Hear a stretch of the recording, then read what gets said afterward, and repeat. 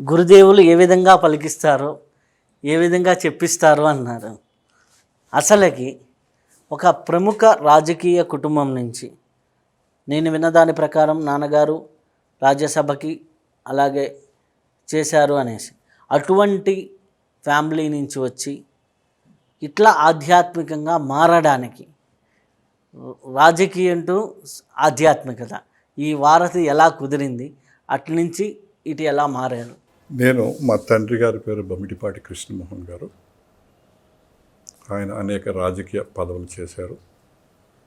నా 4వ సంవత్సరంలో ఆయన ఎమ్మెల్సీగా చేశారు. తర్వాత ఆయన ఎంపీగా చేశారు. తర్వాత రైల్వే చైర్మన్గా చేశారు.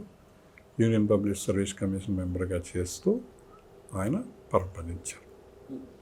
సో బేసికలీ చిన్నప్పటి నుంచి ఒక రాజకీయ నేపథ్యమైన కుటుంబం నుంచి రావడం జరిగింది. రాజకీయ నేపథ్య కుటుంబంతో పాటు మా అమ్మగారు కూడా చిన్నప్పటి నుంచి ఆవిడ కొంచెం భక్తి మార్గంలో వీటిల్లో మమ్మల్ని తీసుకురావడానికి మా అమ్మగారిది కూడా చాలా ఇంపార్టెంట్. ఆవిడ పేరు బొమ్మిడిపాటి సరస్వతి గారు. ఆవిడకి కూడా చాలా ఇంపార్టెంట్ రోల్ ఉంది. అంటే ముందే చిన్నప్పటి నుంచి ఆ విత్తనం పడడం జరిగింది. ఆధ్యాత్మికత అమ్మ, రాజకీయం నాన్న. మా అమ్మ ద్వారా అసలు బీజం పడింది.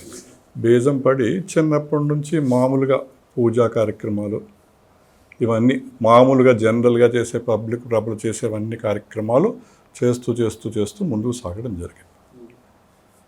ఒక 1999, 2000 సంవత్సరంలో గురుదేవులు బాబాజీ మహారాజ్ గారు ఒకసారి ఒక చోట ఆయన చిత్రం, ఒక చిన్న హోటల్లో ఆయన ఫోటో చూశాను.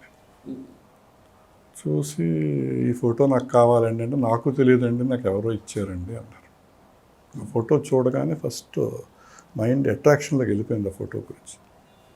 అప్పుడు కొంచెం ఒక యోగి ఆత్మకథ బుక్ చదవడం ద్వారా ఆయన గురించి కొంచెం అవగాహన, అదే టైంకి రజనీకాంత్ బాబాజీ సినిమా కూడా రావడంతో ఆ చిత్రం యొక్క పూర్తి అవగాహన రావడం జరిగింది. మనసులో ఎక్కడో బాబాజీ గారి గురించి అదే టైంలో నాకు జరిగిన టైంలోనే నా వైఫ్కి పాపకు కూడా బాబాజీ గారు కనెక్ట్ అవ్వడం జరిగింది. ఫ్యామిలీకి డిఫరెంట్ సిచ్యువేషన్. ఎస్, అది విత్ ఇన్ 1 month గ్యాప్లోనే అందరి బాబాజీ గారు కనెక్టివిటీ రావడం మొదలెట్టి. సో ఫస్ట్ బాబాజీ గారు కనెక్టివిటీ రావడం మొదలెడితే ఇలాగ పారంగిపట్టేలో బాబాజీ గారి జన్మస్థలం, బాబాజీ గారిది అక్కడ ఉంటుందని తెలుసుకుని ఫస్ట్ టైం నేను, వైఫ్, పాప పారంగిపట్టి వెళ్ళడం జరిగింది. చిదంబరం దగ్గర. That's how the journey towards క్రియా స్టార్టెడ్. ఈ లోపల 2003 ఎండింగ్ 4లో నేను చెన్నైలో మదర్కి ఆరోగ్యం బాగోలేకపోతే నేను చెన్నై వెళ్ళడం జరిగింది.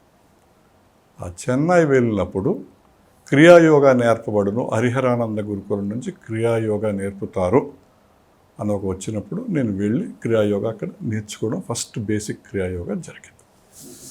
క్రియాయోగా చెప్పినప్పుడు ఆయన ఒక మాట చెప్పాడు, సూర్యుడు చంద్రుడు ఎంత డిసిప్లిన్గా ఉంటారో క్రియాయోగ సాధన కూడా అంత డిసిప్లిన్గా చెయ్యాలి అని చెప్పారు. ఆ బేసం అక్కడ పడిపోయింది మైండ్లో. అంటే ఈ సాధన మనం చేసుకుంటే ప్రపంచం తారుమారైనా సరే ఏ రోజు ఈ సాధన మానకూడదు అన్న విషయం మైండ్లోకి వచ్చి సాధన చేసే క్రమంలో ఒకరోజు లహరి బాబా గారు అపీర్ అయ్యారు. ఒక శాండ్ ఫామ్లో లహరి బాబా గారు వచ్చి నేను ఆయనకి కాళ్ళకి దండం పెడితే ఒప్పుకోలేదు. ఎందుకంటే ఆయన ప్రతి వ్యక్తిలోనూ ప్రతి వస్తువులోనూ పరమాత్మ స్వరూపాన్ని చూస్తారు. నీ గురువు గారి పేరు శంకరానందగిరి, నీ గురించి ఋషికేశ్లో వెయిట్ చేస్తున్నారు, నువ్వు అక్కడికి వెళ్ళు అని చెప్పారు లహరి మహర్షి.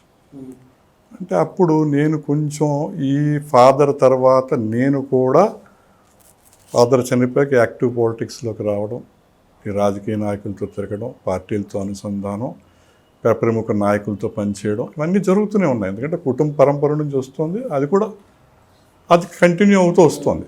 ఈ టైంలో కొంచెం ఉన్న రీత్యా నాకు 5-6 నెలలు వెళ్ళడం జరగలేదు అక్కడ. ఇది వచ్చిన తర్వాత 5-6 నెలల తర్వాత నేను, వైఫ్, పాప ద్వారహట్ వెళ్ళాం. బాబాజీ గారి కేవ్కి వెళ్ళాం.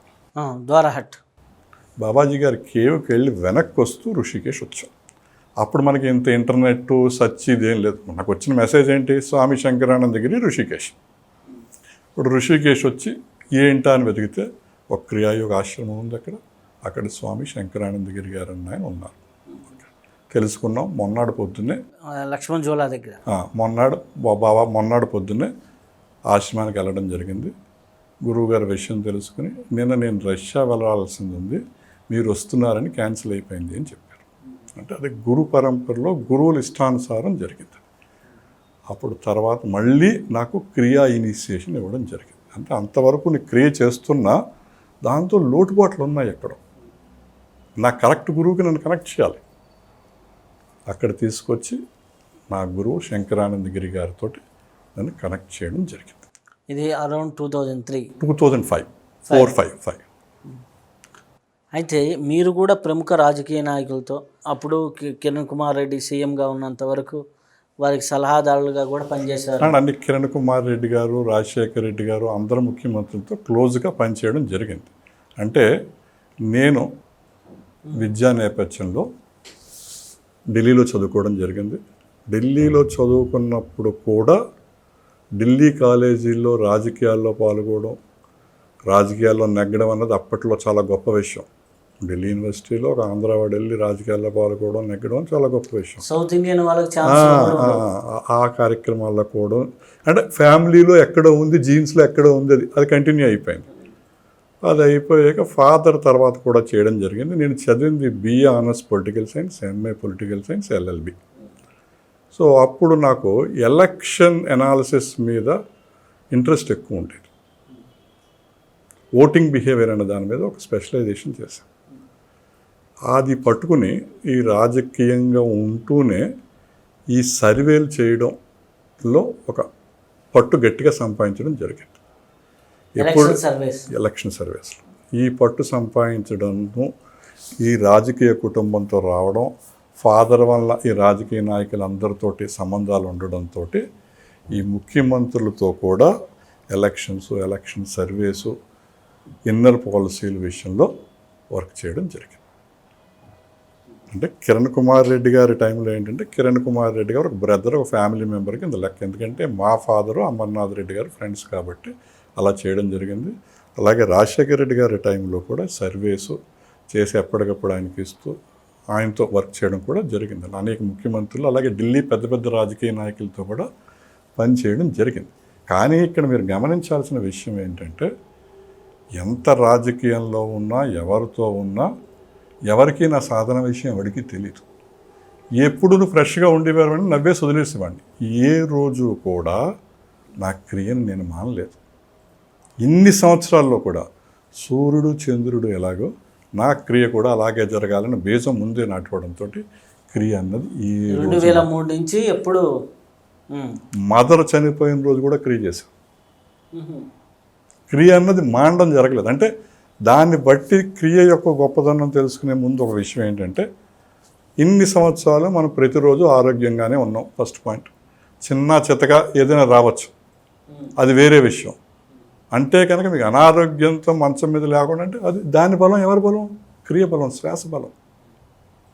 శ్వాసే మూలం, బలం దాంది, రామూర్తిది కాదు, క్రియ బలం. శ్వాసే గురువు.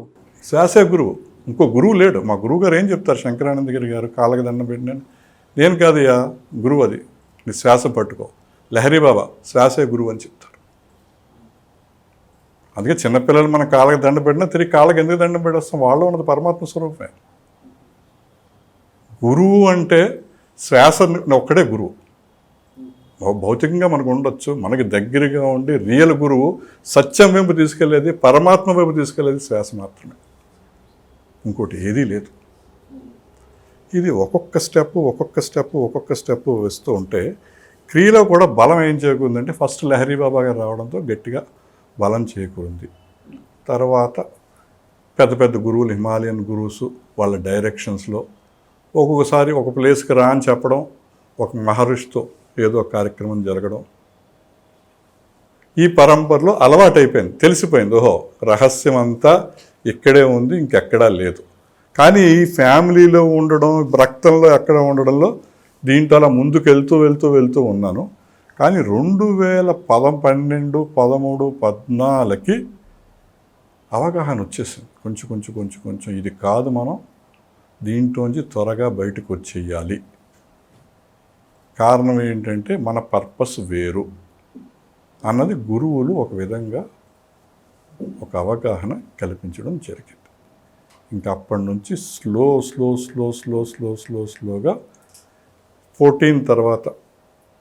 14 తర్వాత రాష్ట్రంలో అనేక చేంజ్లు వచ్చాయి. చేంజ్లు కూడా నా మంచిగా వచ్చాయని నేను అనుకుంటున్నాను.